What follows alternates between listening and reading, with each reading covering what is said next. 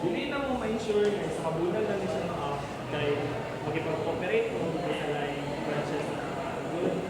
So, matagal na lang ang range na adlaw. Ganun siya na mo. Tagal na mo 1-2 months ang range para sa aning na application. Dili mo na mo na-ingon na exact budget sa imong application kay dili mo gumi, wala mo kabalo sa kanan ano good, kanan bayon mo. So tagalan na po katong range within 15 to 30K. Tapos, i-invite ka na next mahimo na lang plano ni imong application.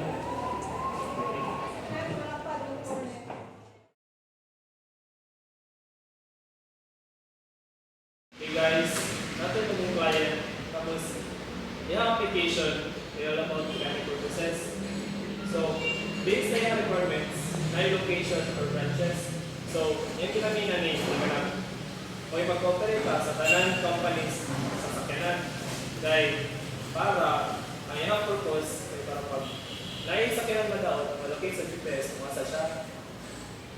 So, papadala siya o kaya mga mechanical na mga service crew. Kumusta siya, para daw makita sa mga user, kung saan siya, siya. So, dapat pag-main natin yung application. Section kung asa yung ang main application. Dapat natin kung detail sa kung application para siguro more detailed ang application. So, saan nga nung yung opinion na kung sa pag-imutag na sa yung application?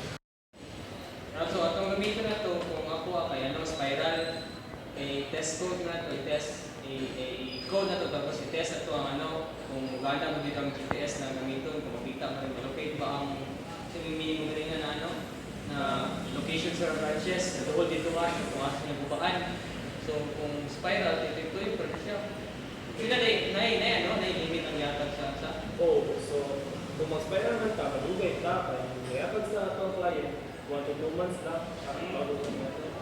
So, medyo walang ka ng spiral. Pero